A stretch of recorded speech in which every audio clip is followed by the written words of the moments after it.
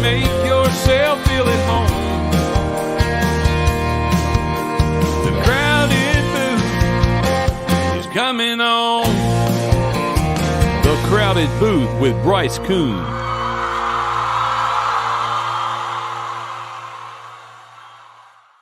Hello, everyone, and welcome to another episode of the Crowded Booth Live. Bryce Coon alongside Ralph Leary. We're bringing you another fantastic episode post-Thanksgiving. Ralph, we're going to lead off with a nice little Christmas question because we are now just 2 days away from the December month. It's crazy to believe. Ralph, this time last year, we were rolling in the live shows in person. We're doing it through StreamYard. Thankful for them, and this has been a great year. When you say StreamYard has been a lot better than Zoom, it's been pretty good, I would say. I mean, yeah. I mean, we haven't had how many times we have our recordings last year get deleted because of Zoom. Oh, it's been bad, very bad. Nonetheless, you have to say been bad. I'm going to put my collar inside my shirt for our viewers. And once again, if you are watching, we appreciate it. Make sure to head over to the YouTube channel if you're viewing over on Twitter. I know we got some viewers over there now, so we can see your comments. I know we're going to have a lot of people, Ralph, as we got to change the branding of the show right here because I had it changed over. I got it right there. We got to change that over real quick. This is a Crowded Booth show. Crowded Booth is based here out of Columbus. If you're just there for the first time, Columbus, Georgia. We talk not only just about some of the local sports, we also talk national headlines. Ralph, we know there's a lot of big-time headlines in college football and in Major League Baseball. But first, we're going to start off with this right here. I don't know if you're quite ready for this yet. If you're commenting, if you're viewing, make sure to comment over on YouTube or Facebook. Share it with your friends, share it with your family, share it with your dog. If you're on Twitter, we want to hear from you, but we can't see those comments unless you're on our YouTube page. So go to the Crowded Booth, hit that 200 subscriber mark as we continue to grow with the sports talk show that brings you all the latest news. Ralph, we're going to do overrated, underrated, and just about just right with 3 different items. All right. To kick off Christmas season, we're going to do this. We're going to start with Christmas lights, Ralph. For you, are Christmas lights, the viewing of them, we won't talk about putting them up. That can be a hassle. But if you're riding through a neighborhood and you say, man, those are cool Christmas lights, are Christmas lights overrated, underrated, or are they just about right in your opinion? Well, I grew up doing it with my family. We would go through the neighborhoods and look at Christmas lights and drink eggnog at the same time. But I would say it's perfect. I mean, it's a fun thing at Christmas. I actually like that part because if you're around here, you go to Fancy and Lights and up in Callaway. True. Solid place to go. Great time. You ride the trolley free.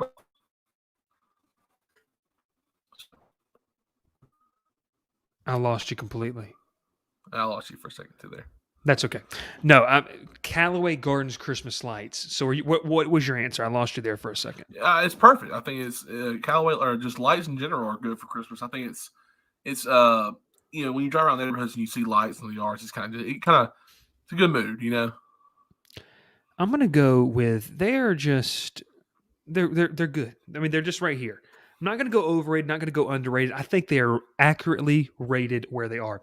Let's start off with the second item, Ralph. Eggnog. Is eggnog overrated, just rated just right, or is it underrated?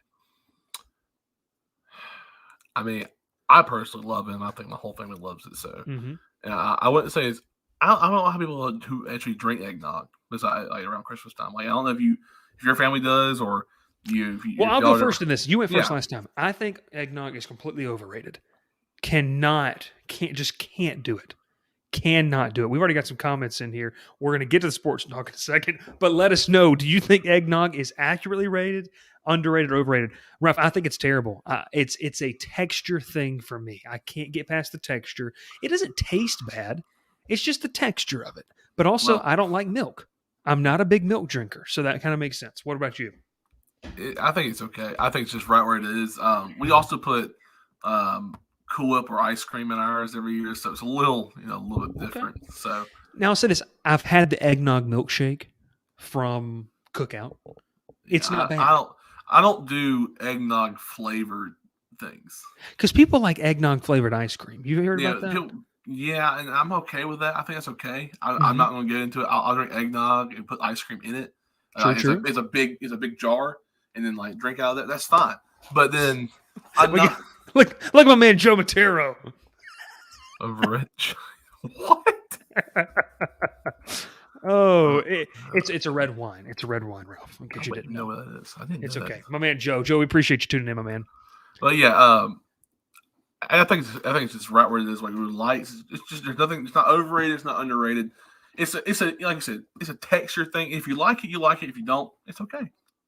Okay. I think it's terrible. That's fine. But how about this one right here, Ralph? Gingerbread. Is gingerbread overrated? Wow. Completely Now overrated. explain, because you got to explain that one for the people are viewers. saying like, we love making gingerbread houses. Okay, you like making gingerbread houses. Do you eat it after? No. Then you don't like gingerbread. Now, I'll say this. My grandmother used to make homemade gingerbread cookies. That's different. If you Those like slap. gingerbread, I don't like Those gingerbread. I've really never been a big fan of gingerbread. Just My because man C-Dog over at Georgia Tech. We're going to talk about you a little bit later on, buddy. Right. Sorry. Gingerbread is great. I love gingerbread. There's nothing like a nice gingerbread cookie, Ralph. Now, I'm with you. Listen, a lot of people nowadays, when they make, my boy Russell Forhofer, who was our former intern, for a little bit. My man Joe Matero over there. Gingerbread is the bomb when made with molasses. Joe, send me the recipe. I'd like to try it. Ralph and I'll do a live show of making the gingerbread with molasses. If you do that, if you're listening on the radio right now, what we're doing is we're doing a new segment to start off the show. We used to do add a question. I got my man over on Twitter. Remember, if you're on Twitter, we can't see your comments. We can't pull them up on the show, but I can see them right here. Gingerbread, Adam Kendama 1. As a taste, yes. So he did. I guess my man Adam's saying, Ralph, that he doesn't like it as a scent, which is interesting. But like, if you ask someone, "Do you like gingerbread?" and their first response is, "I love making gingerbread houses or cookies, or like painting, or just stuff like that," then you don't like gingerbread. You like decorating gingerbread, but you don't like eating it. It's two different things. I think it's overrated. I don't personally like gingerbread at all. I got a good comment for you. Once again, if you're listening on the radio, we do a live show Mondays and Wednesdays. This is awesome. Gingerbread frappuccinos at Starbucks did slap until they got rid of them. My man Adam Kadama 1. Adam is ticked off at Starbucks. Luckily, they're not one of our sponsors. We're going to talk about there. And my man Joseph, Christmas tree little Debbie's are the best. We didn't put that in the topic or whatever. I love it. I absolutely love it, Joseph. Hope you're doing well, my man, on a fantastic Monday evening. Once again, this is the Crowded Booth Live. We just got done wrapping up our first edition of Underrated, Overrated, or Accurately Rated. If you're listening to on the radio across East Alabama and West Georgia, we appreciate it as well. We're continuing to advance with that market. We're excited about that. Make sure to hit that follow button on Facebook. Share it with your friends as we talk about what is a massive, massive week. Ralph, I had a comment earlier from my man Joseph, Brian Kelly to LSU. We're going to talk about that. We're going to talk about Lincoln Riley going to USC. He's picking up the kale and kombucha and heading over to SoCal. Florida brings in a new coach. Yeah. I forgot his name. Can't think of his name for some reason. Billy Napier, the brother of LaGrange High head coach, Matt Napier. So listen, there's a lot of coaching moves. We're going to talk about that when we come back, though. This is the Crowded Booth. Cook's Place began serving our signature hot dogs in 1985 from a cart on Broadway. We still serve the best hot dogs and scrambled dogs in town at the corner of Moon and Miller Road and at the landings. Our friendly staff won't let you leave hungry. Come in and eat to the beat with our 50s jukebox. Cook's Place. Fast service, great people, awesome food. What are you waiting for?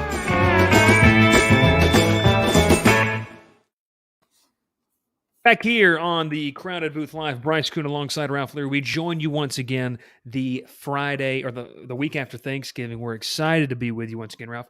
Ralph's rocking the Atlanta Braves World Series Championship hoodie. He's been rocking it for 9 days straight. You haven't taken it off. And Ralph has vowed not to take it off until Freddie Freeman is signed to a contract. So that's okay as well. We got a comment. Disclaimer, that is not true.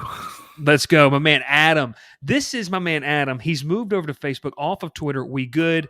And my man Adam Kirby Yates. We're going to get to the Braves a little later, Adam. You spoiled one of our segments. That's okay, though, anyways. Ralph, let's talk about this right here, first segment of the day. breaking. Brian Kelly is rumored to take the LSU job. This is a job that I felt like was one of the hot ones coming into the offseason. Let's go ahead and say it. There's no offseason in college football. We've had 2 days of the regular season being over. Today, we saw over 100 players head into the transfer portal. Ralph, I told you 20 minutes ago it was 95. Well, that's gone up to over 100. Brian Kelly, if this is indeed true, Ralph, this is a loss for LSU. With the candidates that they had potentially coming, we heard Lincoln Riley. We heard Billy Napier's name was thrown up. And why not? Napier was in the state. You knew he recruited well. 29-2 in his last 31 games at Louisiana Raging Cajuns, not Lafayette anymore. Sorry to our Sunbelt followers. But Ralph, is this a loss in your opinion? Is this a disappointing hire? Let us know in the comments what you think. If you're live on Facebook, Twitter, or Instagram, this is a loss in my opinion. Am I wrong in saying, and let me know if I am I wrong in saying that this is maybe the boring choice? And Adam hits the nail right on the head here. It might be the boring choice. What do you think? Adam said it perfectly. It's true. It's a boring choice. It's not a go-getter. It's not a guy like, it's not a reach. You know, there's some coaching jobs that kind of been kind of a reach this year, I feel like, and in the past have been a reach, you know. I thought that Shane Beamer at first at South Carolina was a reach. Guess what? Turned out well. This is not one of those. I personally don't think Brian Kelly's going to do very well at LSU. Not like he won't coach well. He won't win well. I just don't think he'll – that environment down there is a lot different than Notre Dame. He's not used to it. And it's a big jump for him. Obviously, you go from coaching at Notre Dame, very historic program. I mean, a lot of great history, a lot of bad recent history with playoffs and national championship games as of late. But I just don't see him going to LSU and, you know, firing that program up and building it back to a national championship team in just a year or two. You know, he's a very slow-paced coach. You know, they're not very – Notre Dame's not like the most exciting team to watch, and he's not very exciting. He does not fire me up. I mean, if anything, he kind of scares me. You know, he scares you a little bit? Well, you know, does he give you the heebie-jeebies? Oh, yeah, that statement he had at the beginning of the year where he talked about chopping guys' heads off or something like that. Brian Kelly to me, is not a very good hire. And I think Ed Orgeron should have stayed. He deserves better. You put on Twitter he deserved better. This is what's interesting to me is knowing what we know now, Ralph, about who's gone where. And listen, it's still very early on in the coaching carousel. Mm-hmm. Knowing what we know now, was Ed Orgeron the right choice to stay? Yes. I'll say this. I agree with you. Orgeron what did Ed Orgeron do to be fired? In your opinion, honestly, because he had the same. He has the same record. I think Jimmy Fisher had at A&M, and has more top 5 wins, I think, than Jimmy Fisher does. Mm-hmm. He had or almost the same amount, and is paid like $10 million less. Jimmy Fisher has a job still. He beat Alabama this year. Okay, he did in the past 2 years. I mean, Ed Orgeron took them to almost an overtime game on the road, especially with a terrible team. I mean, this LSU is not a very bad team. They've got talent, but they're not deep. They're not deep. He just needs. You got to let him build that team back up. You had that 1 year. Okay, that 1 year was really good, very good. I just want to say this real quick, not meaning to interrupt you. Sam Lord continues to comment over in Twitter. Bring it over to Facebook and YouTube. Sam, learn how to listen, please. Learn how to listen. That's okay, Sam. We do appreciate all of our viewers. I want to get this right here. Will Manis, what's the call-in number? We don't have a call-in number yet, but throw the comment up there. We'll definitely answer. You can call Bryce Coon at 706. Don't call me because I'm running the show off the phone. That would defeat the whole purpose of the show, Will, if you did that. Joe Matera, my man who is sitting there with a nice glass of red wine, he says they will be sorry. He stuck up the joint at ND. Can't win the big games. Who was the brain surgeon to get him to LSU? And Joe, I asked the same question. Ralph, you said it. What did Ed Orgeron do to get fired? All he did was lose arguably the most talented offense that we've seen. And then COVID saw a lot of his players opt out. Was it a coaching decision? No. And I'll say this. Is he the best X's and O's coach? No, Ed Orgeron's not. He's not, and I get that. But he never lost the locker room. He never lost the locker room. That's true. But I'll say this too about Orgeron. And I know the down below says Brian Kelly rumored to take the LSU job. Still in the works. It kind of broke right before we were taking the show live. But Ralph, Ed Orgeron did nothing to lose, in my opinion, the job. To me, this is a, we're running out of time hire. It's a panic hire, in my opinion. We got another opinion in the comments I'm going to throw up in a second. It's respectable, and I like it. But keep going. I'm reading that comment. Sorry. Orgeron to me is a way better hire than Brian Kelly. I think where Orgeron's gone, he's been thrown a wrinkled towel of a team. That's the only way I can really put it. Because when he was at USC and when Sarkisian was fired, he was stepped right in and led him to a bowl win. I mean, you couldn't ask him to do anything more, You couldn't ask him to do anything more, Ralph, and I think that's what's happened to LSU. He was thrown into a burning fire down there with Les Miles being, getting fired or leaving. They hadn't had a coach since Saban before Les Miles, I think. So you were there, LSU was running with Les Miles for so long. Okay, now you got to bring Ed Orgeron in. They're thinking 1 year we'll get someone else in Austin. Well, Ed Orgeron ended on a good note. They kept him. He wins a national championship for you. All right, you give him 2 years, and then you fire him because his best team leaves, and then Ralph, the big difference is he had a lot of coordinators. Joe Brady left. Yeah, Dick Miranda. Who's doing great jobs where he's at. They're both doing their job, but you can't just expect him to be perfect every year in, year out. I always say coaches need 5 years. Okay, he's on his 4th year. Technically, in my opinion, his 3rd. You take that COVID year away. That COVID year was horrible for everyone, honestly. Look at some Except of the for other Alabama. colleges. Well, yeah. But, look at some of the other schools that just had a rough season last year. Okay, you can't expect them to be perfect every year. I mean, COVID is I'm pretty sure LSU had the most opt-outs in the SEC at least. I'm pretty sure I'm right about that because he had two of his best defensive players opt out. I'm going to say this right here. His best player opted out and went to the draft, and look where he's doing now. True. I'm going to say this right here. Sam, you're putting some good comments in Twitter, buddy. I need you to head over to the YouTube link and go over to Credibility YouTube and put the comments there because I can actually show them on the screen. My man Noah Norsworthy has joined the show. Noah, we appreciate you. This is really good right here. Adam, my man who went over, Adam followed directions very well. Once again, if you're listening on the radio the night afterward, this is indeed a live show. Adam, he won the Natty with some incredible players. He just needed a year or two to build them right back up. Okay. C-Dog, my friend over with the Georgia Tech Yellow Jackets, I actually disagree with you guys. LSU needed a boring hire. They've had a lot of off-the-field issues thanks to Orgeron. Off-the-field stuff is why he got fired. I respect that. I respect the opinion right there. Brian Kelly, BK, not Bryce Kuhn, might not be flashy, but he will set the culture back on track, and LSU will never have a problem recruiting or being competitive. They'll be competitive. But can Brian Kelly win a national championship at LSU? Remains to be seen. Joe Montero sipping on that red wine. Believe me, the Notre Dame Subway alum is having a party tonight. Maybe we will get the LSU coach. Imagine that. Joseph. Brian Kelly was tired of Notre Dame not claiming a conference. He wanted them to join, but wouldn't, so LSU's an option. Now, I don't blame Kelly for taking the LSU job. Ralph, I'm okay with that. Kelly making the jump is okay. Will right here. Edo had LSU trending the wrong way. They needed a change. They needed a change. I just don't think this was the right change. Dave Aranda must have hung up the phone. That's what I'm thinking. I think Joe Brady also hung up the phone too. He might have. And then Joe Montero, who just sums up everything right here, is going to be nobody has patience anymore. So, Ralph, I'm going to say this, and then we're moving on because we're not talking about the Notre Dame job because it's not official, but Luke Fickell, Notre Dame, my man C-Dog, you and I were talking about that a little bit earlier. That could be something interesting to watch because remember, the DC, Marcus Freeman, is already in place for the Fighting Irish. We're going to talk about that and some more. But first, we got to take a little commercial break. Ralph, have you ever just gotten a tad bit cold? Ever? I mean, have you ever just gotten a little bit cold? This morning. Have you ever gotten a little too warm? All summer long. All summer long. Well, listen, you need to call Climate Control Heating and Air.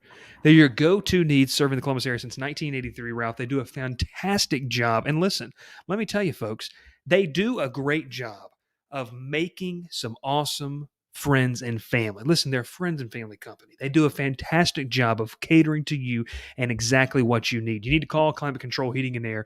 They've been serving the area since 1983. Give them a call. or head over to their website, set up a consultation with them today. Before you get too far into those Christmas parties, you need to make sure that you're fine on that front. Once again, that is Climate Control Heating and Air in Columbus, Georgia, serving the Chattahoochee Valley area since 1983. Back here on the Crowded Booth Live, if you've listened in East Alabama or West Georgia, we appreciate you on this fine Monday evening, the last Monday of November, year 2021.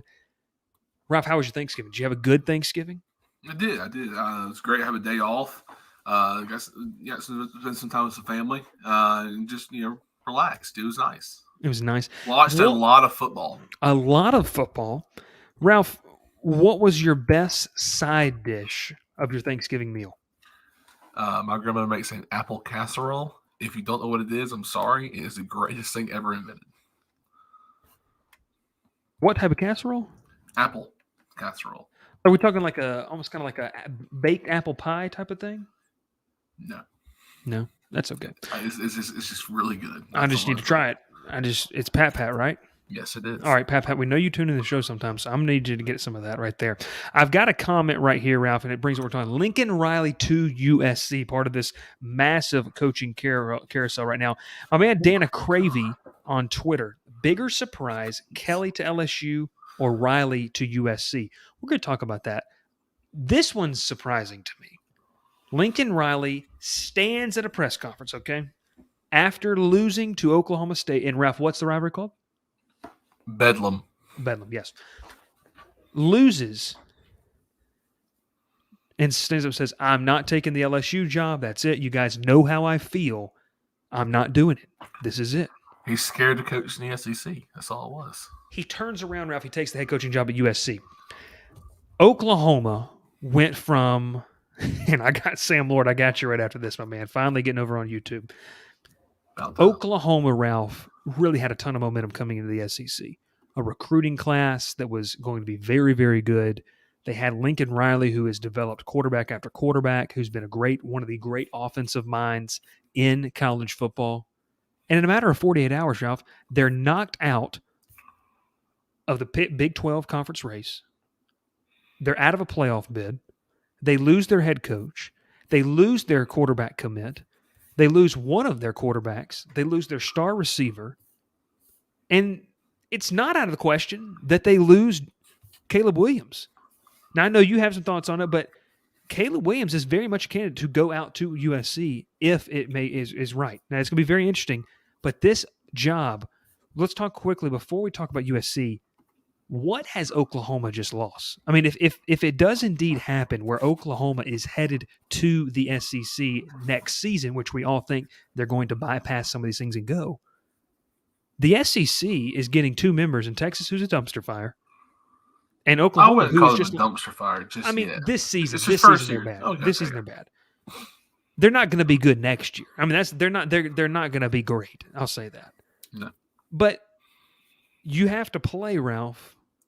Oklahoma, they're going to be in probably a pod play. I mean, Oklahoma has lost all the steam, all the momentum they've had. Would you not agree?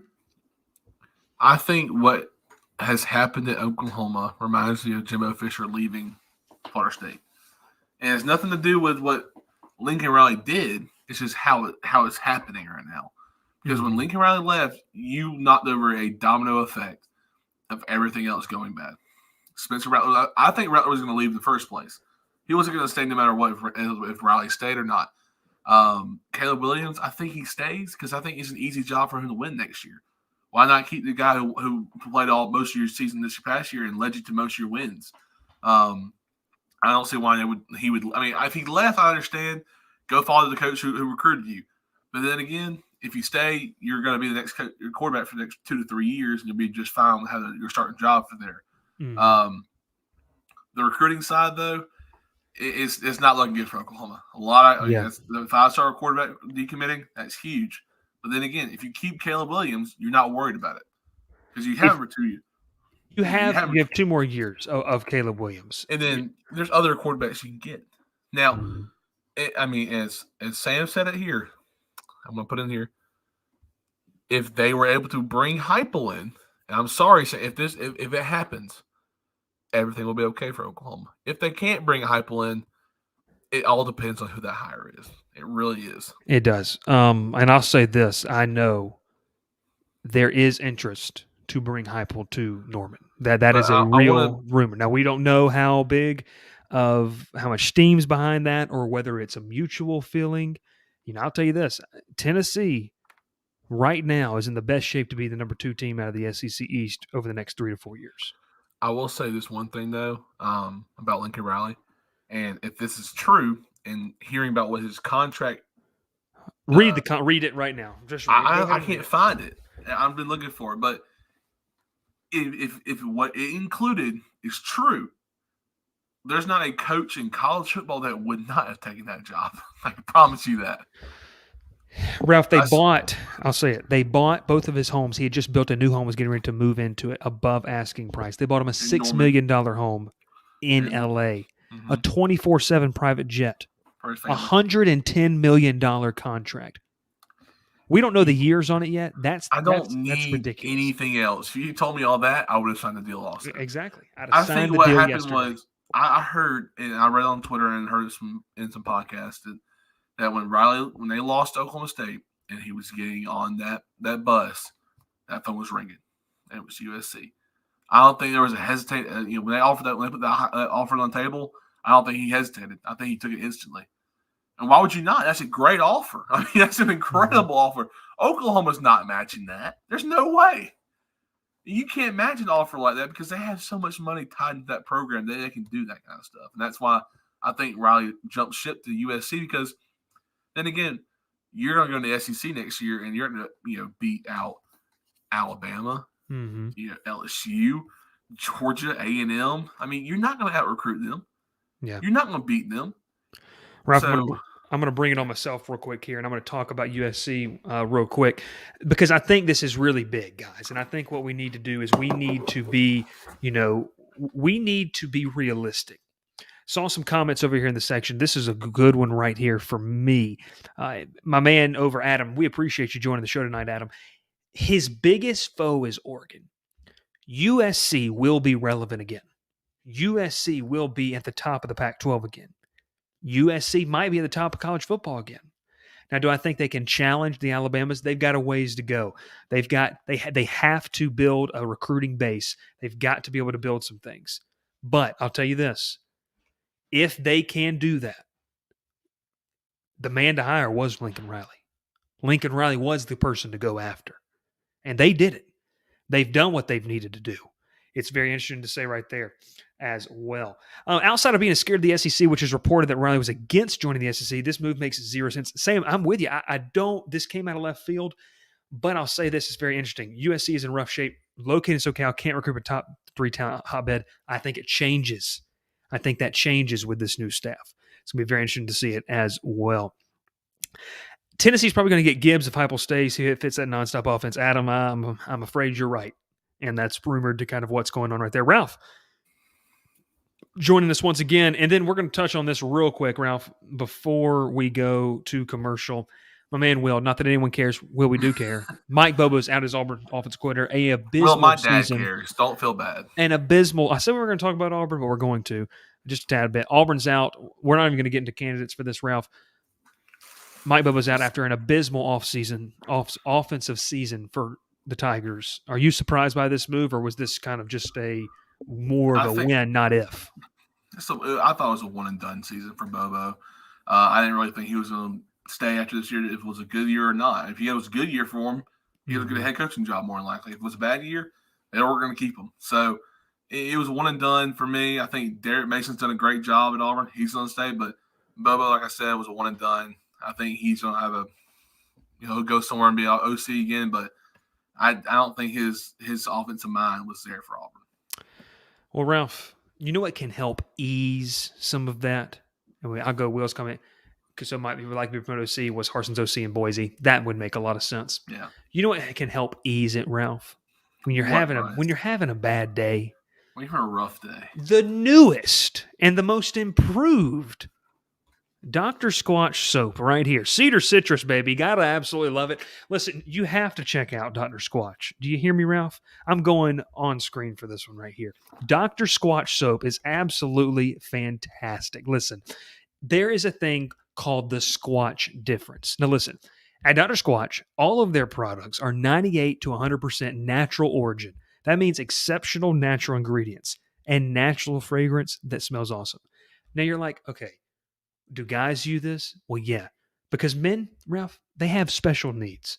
That's why we formulate products for men through performance, scent, and also they don't use any of those harmful chemical ingredients.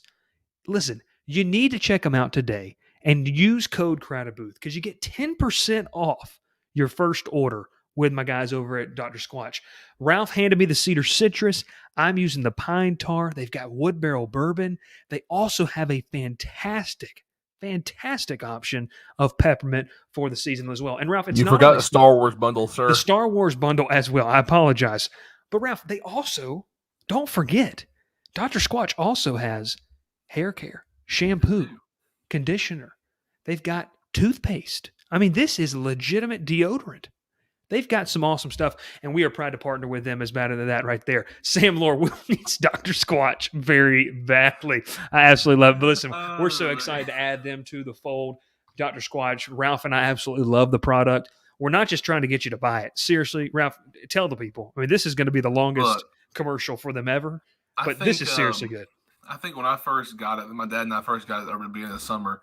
I let you try a bar. I think when I had an extra one, and I think you called me the next day and said I've already ordered my next 3, and you told your boss about it, and he went and bought the huge bundle. So he has enough soap to last him a year and a half. Let's just say that. Yeah, speaking to you, Brett, it's extremely worth it. It honestly is. And I know if you're the same, if you're like me, I bought the same shampoo for like 8 to 9 years now, and it's been fine. When it comes to body wash, I've changed about 4 or 5 times, but I don't think I'm going to change it again. No, I'm telling you, man, the Squatch difference is a real thing. So check them out for Dr. Squatch. And honestly, if you ever have a problem with anything of your best customer service outside of Chick-fil-A I've ever used in my life. I'll say it straight here. Best customer service, easy to talk to. They're quick. Ralph, say it straight to their face. If you ever have a problem, Dr. Squatch will always fix your needs. If you have a problem with your order, your delivery, even if it's not on their problem, they will fix it no matter what, because that's what they want to do. They want you to have a great experience with their product. Dr. Squatch, please. I like it. Absolutely love it. You know who's going to want to be smelling good, smelling like the roses, Ralph? It's going to be Billy Napier when he gets ready for his introductory press conference coming up soon. Florida makes the move. They bring in the Ragin' Cajun, the former offensive analyst from Alabama. They bring in Billy Napier, also the brother of Matt Napier, the head coach over at LaGrange High School, just about a stone's throw away. Ralph, if you have, depending on how far you can throw a stone. Exactly. Ralph, Billy Napier to Florida. Let's get some of the people in the comments involved in this as well. Can Florida win with Billy Napier? And I don't mean 8 to 9 wins. I'm talking about, could they surpass Georgia? Not next year, not in 2 years, but can they overtake Kirby Smart? Is this a good enough hire? We still have to see what the DC OC situation is. Rumored they want to go out to the Pokes, Oklahoma State, to poach their defense coordinator. But Ralph, before we know any of that, you're of my man Bill Napier, which I don't know why it says that. It's supposed to be Billy Napier. I'll correct it when you go. But Billy Napier, can Florida win at an elite level with Mr. Napier? I think so. I know it's not going to be a one-season turnaround for Florida. Billy Napier has done a great job in Louisiana. It's 4 years there. He's 39-12. He's led Louisiana to one of the – they're a powerhouse in the Sun Belt, honestly. Now, they play in their division. The Sun Belt is a lot – that's a different conversation for another day. But he's a great coach. He fires up that program. I think he's done a great job there. He's under the Saban coaching tree, which is a great job. I mean, look at Kirby Smart. Now, Kirby Smart's a lot different situation at Georgia. He had a little more, SEC, tenure with him. Napier's only been in the Sun Belt for 4 years as a head coach, and it's a big step up for him. It's going to take an adjustment period. First year or two, maybe 8 to 9 wins at most, 7 maybe. But Florida's not a bad program. Florida's not a team you get to build up. You're not rebuilding the program. You have 4 and 5 stars there. You're going to get more later on. It's Florida. Who doesn't want to play for the Gators? I mean, honestly, it's a great program. He's going to recruit well. He does a great job recruiting now in a Sunbelt program that shouldn't recruit as well as they do. So he's going to go in. He's going to establish what he wants, his recruiting grounds, which is going to be that left side of Louisiana. Mm-hmm. He's going to have to win the state of Florida. You cannot lose to Florida State in recruiting now. You have to. I think that the recruiting battle in the past 3 years has been nothing but Florida in that state, which is good. They should always win theirs. But now it's kind of split down the middle because both teams have been horrible this year, honestly. What if I told you, though, at the end of 2021's regular season, Florida State would be in the driver's seat for the most upside out of any of the Florida programs? I would believe you. You would have believed me. I would. Oh, are you talking about the beginning of the year? If I'd have told you that at the beginning of the year, that at the end of 2021, Florida State would have the most upside. You're talking about a UCF program that brought in Gus Malzahn, had high hopes. You're talking about Florida, who was coming off an SEC title appearance. I wouldn't have believed myself. I'd have put myself in a cuckoo house. Well, I would have. I thought Florida State had a good chance of being good this year. A lot of injuries, happened, and then a lot of quarterback changes. They flipped the quarterbacks most of the year, but they had a good start. A loss to Notre Dame, which I thought was a pretty good loss for them. Then you lose to Jacksonville State, which is kind of bad. And they just kind of plummeted. But then they built themselves back up, got some wins late in the year, and they won 6 wins. I mean, you got to let some of these coaches develop and get his own recruits in. You can't be a 2-year coach and fire them. You don't give them time to do anything. You have to let these guys get some time. And Billy Napier is going to have 5 years in Florida. It has to. Because he'll get his one set of recruits in, let them build up the program, and he'll get guys following behind. He'll have to hit the transfer portal hard this year.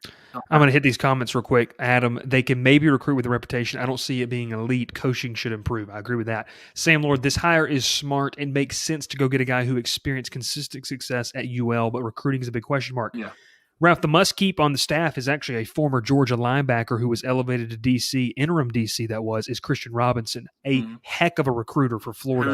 Who's been really hitting the recruiting grounds hard as of late. Exactly. I think he was somewhere. I think I saw a tweet a minute ago. He was literally in home visit. In home visit. He's doing a great job of keeping that recruiting ground there.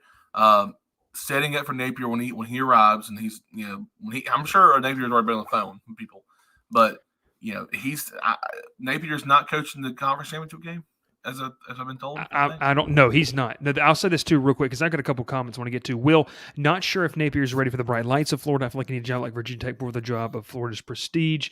And then my man over on Twitter, Mr. Mashburn, J Mashburn 69. If Napier does not perform in year 3, he will be gone. And that is what the question for me, Ralph, is. You say the patience has to be there. But listen, the change for Florida, Ralph, it comes after the Gators elected to move on from Dan Mullen, who was fired after a 24-23 loss to Missouri. But that was just the latest in a stretch of misery for the Gators, which saw them lose 3 straight: LSU, number 1 Georgia, South Carolina, before barely surviving against an FCS opponent, Samford, 70-52. Mullen went 34-15 in 4 seasons at Florida, starting with seasons of 10-3, 11-2, and 18-19 respectively. The Gators were a thrown shoe away from competing with Alabama in that 2020 SEC Championship game for the opportunity to go to the playoff. But following that incident, and this is what the big thing is, the Gators went 5-9 under Dan Mullen. That's the challenge facing Napier in Gainesville. With that, how does Napier respond? Yes, you can recruit there. Yes, you can do these things. But I'm telling you, it's going to be very big for Florida to compete immediately. It's a program that does not have the patience. Florida feels like they should be just as good as Georgia, and in their own right, they should be.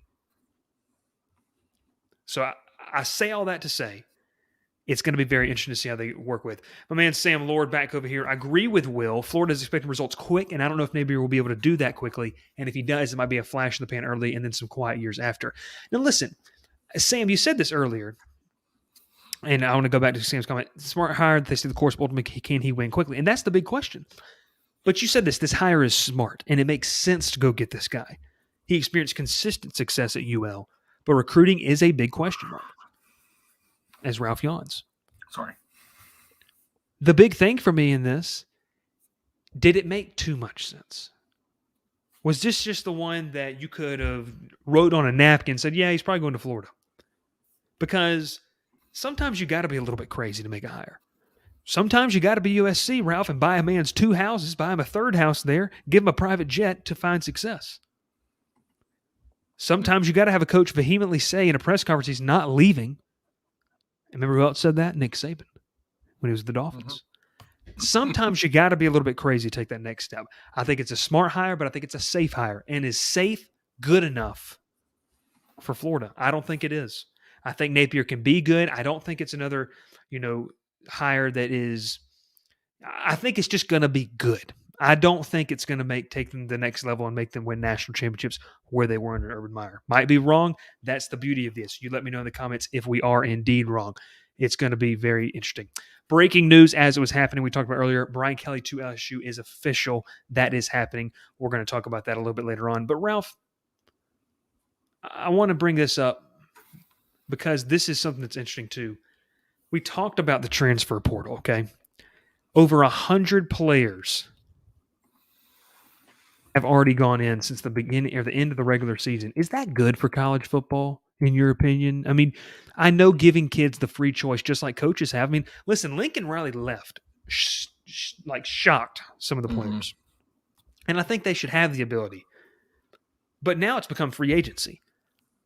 It's become free agency. Do you like that? I mean, I understand for the kids it's good, but do you like this idea of free agency in college football? I think if you're in the situation of some of these Oklahoma kids who are, freshmen, they didn't play it all this past year, and they're gonna, their coach is gone. Yeah, that's understandable. But the guys who walk around, they play 1 year or they play 2 years at college and then transfer to a better program to win a national championship and don't win it and then transfer again. That's where I draw a line. I feel like bouncing from program to program is a problem. There's a few guys who've done that, and they lose all their success they've made in their college football level because they're bouncing around. They're not getting the same looks as they were. I think like when Jalen Hurts left Alabama, not a bad decision.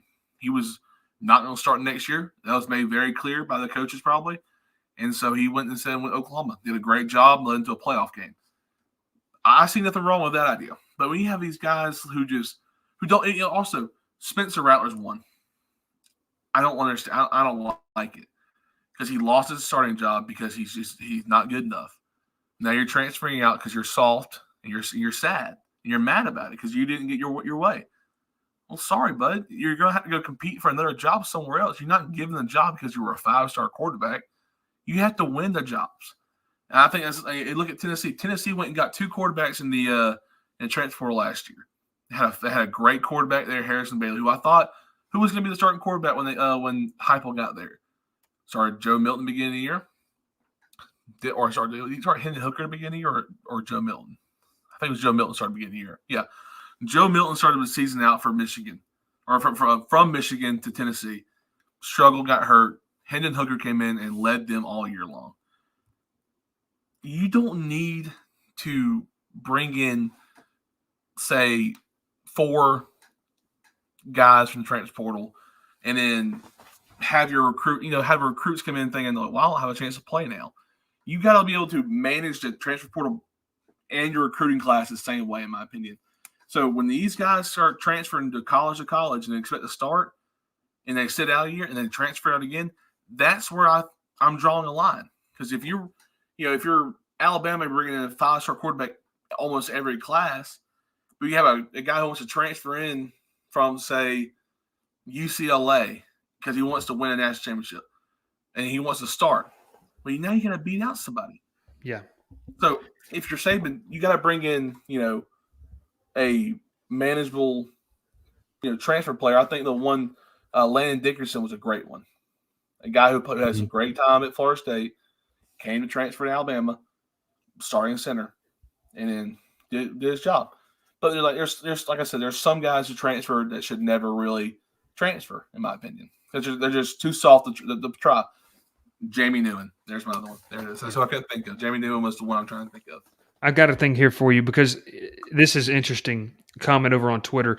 The portal can make roster management harder, or it can help you fill holes that can't be filled in any other capacity. I get that. Sam Lord puts up a comment right here. The transfer portal is an interesting thing, and it's a good thing for new coaches. They can bring in guys to fill out the roster with guys who fit your scheme and make that first year a little bit easier. But Ralph, I'll tell you this. The transfer portal is great. But if you believe as a coach that you are going to build your program on the transfer portal, you got it all wrong. The transfer portal for elite teams has to be used to add cherries on top. Perfect example of what Georgia did this offseason. Georgia had their base of what they knew they wanted. They needed another cornerback, a veteran. They had some. They just didn't have a veteran. They go get Darian Kendrick. Using the transfer portal to fill out your roster is where it gets dangerous. Using the transfer portal to add key pieces is where I think the transfer portal is good. I think as far as going for kids, Ralph, like we were talking about, letting kids have the option, I understand that. When a coaching change happens, coaches are not held by anything. There's no non-compete in college football coaches' contracts. I get that. It's going to be very interesting to see how this develops, obviously with the payment of players, potentially with the NIL growing and everything. Man, Joe Matera throws this up. Just wait till they get paid for their jersey sales. They'll be moving like salmon swimming up an Alaska stream. I love the analogy, Joe. But it's an interesting point. It's an interesting point. I think the transfer portal is going to be very interesting to monitor. But what the thing is that kids need to understand, there's not always greener pastures. The transfer portal isn't what it was 3-4 years ago. Because now you're going to have a lot of guys, Ralph, that have transferred out.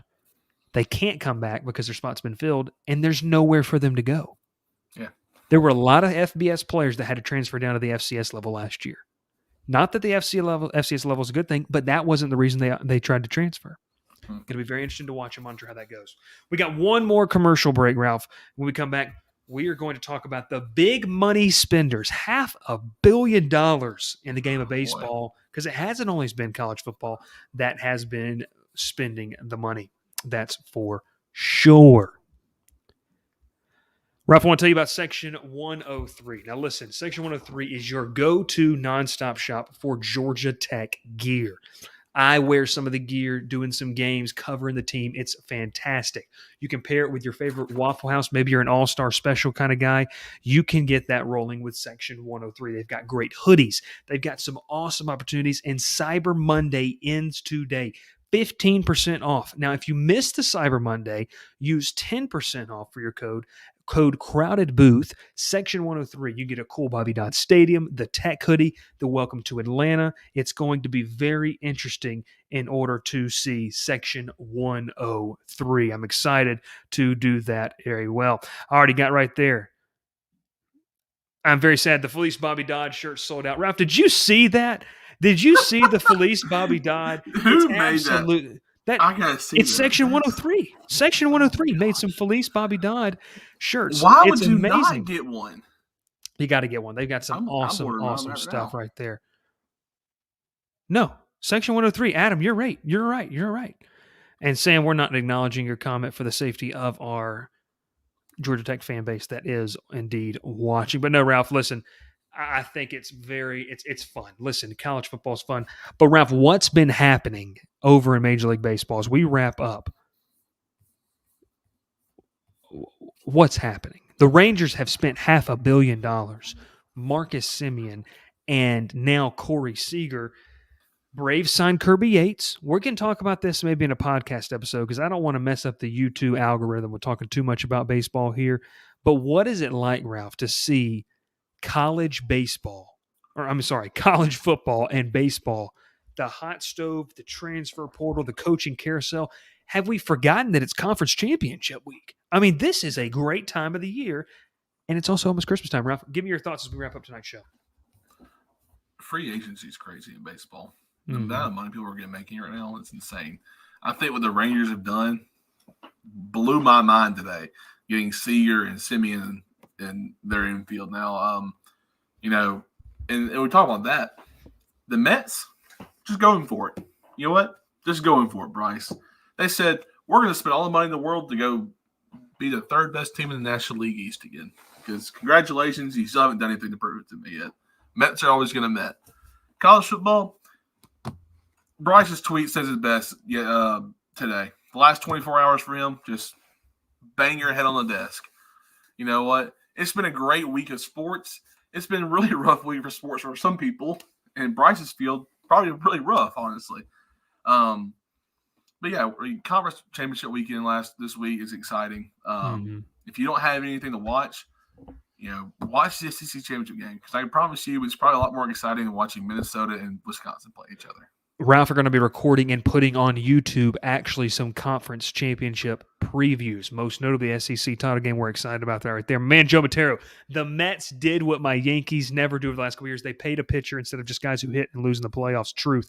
Listen, Overpaid pitcher. The Mets went out and got Max Scherzer. The Braves aren't scared. Braves won the World Series. Ralph, flash it. Show us what you're rolling with here.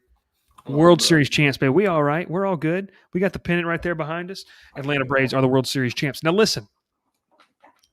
We appreciate all of our sponsors, as Ralph shows of that beautiful pennant of the World Championship. We appreciate our sponsors, from Cook's Place in Columbus to Section 103, the best Georgia Tech gear. And my man Joe right there, overpaid, we will see in time. We enjoy them all. Climate Control Heating and Air, the go-to heating and air place here in the Chattahoochee Valley area. And our brand new ones, Dr. Squatch. What can Squatch do for you? I like it right there. They make you smell good, make you feel good, make your skin feel nice. The radio people can't see that. We also appreciate our people over with the East Alabama and West Georgia, the radio affiliates that we're partnered with throughout LaGrange, Noonan, Lineville, Ashland, Alabama, bringing you some great sports talk. Ralph, appreciate you as well. Thankful for you. It's been a ton of fun doing this show, obviously, with you. The show's not ending, but I'm telling you one thing. This has been a ton of fun. We have some amazing opportunities to continue talking. Quickly, as we wrap up tonight's show, shout out to the Callaway High School football team. Going back to the semifinals with a chance to head to the state championship for the second year in a row. The defending state champs will head down to Thomasville to take on a very good Thomasville team, Ralph, that kind of routed Raven County. Was all over Gunna Stockton. So that's going to be a fun one to watch. Carver is headed to the next round as well. That's George Washington Carver High School here out of Columbus, Georgia. Shout out to a couple teams whose their season ended earlier. Truth, LaGrange, Harris County, Brookstone, Pacelli. A lot of great talent here in the Chattahoochee Valley area. Central playing in the state title next Wednesday night. Ralph, if you don't I don't know if anyone on here keeps up with what Central has done in the playoffs. The teams they've played, 7A football in Alabama is a lot smaller than 7A football in Georgia. I'm going to say this right now. The playoffs are a lot smaller. It's shorter playoffs for them. But they play the best teams in the state of Alabama for the playoffs. This is a smaller playoff. You're going to play the best teams. They went and beat the first round team or second round team 72-34. It's a playoff game in the second round, and you're doing that to somebody. That's just wrong. They'll have the best. They'll play one of the best teams in the country. Literally, best teams in the country. They're ranked 11th in the country beginning of the year in Thompson, who has one loss, who's to Hoover, who they lost to by 2 points in the regular season, and then beat them by 14 in the playoffs. Thompson's not a team to mess with. They're really good. Central also extremely well-rounded. They have a terrific, man. They're really good defensively, and an extremely good offense surrounded by a good quarterback who is Bo Nix's brother, if you didn't know. They got a good team. There's no doubt about that, Ralph. It will be a good game. If you can watch it somehow, watch it. If you can't, I'm sorry. Look for highlights on Twitter because it will be a fun game to watch. It's very, very interesting. Going to be a lot of fun.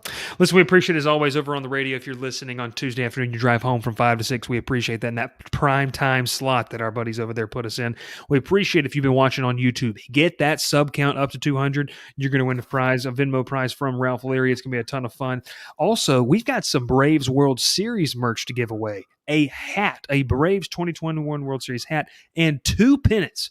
If you share this video, and tag us wherever you do it. We need the sub count to go up to 200. We're excited about that as well. Ralph, any final words? I thought the hat was mine. Yeah, you said you didn't want it. It's okay. I said I did. We'll have to talk about that later. No, listen, we appreciate it. It's been so much fun talking with you all once again. Bryce Coon, Ralph Leary. This is the Crowded Booth Live. Make us a part of your night every Monday and Wednesday. And then we're going to have that podcast coming on Friday. We got a fun episode coming up that's a family-centered episode that'll be launching later this week. Ralph, what do you say to the people other than goodbye? Keep your stick on the ice. Pile in here and make yourself feel at home. The crowded booth is coming on. The Crowded Booth with Bryce Coon.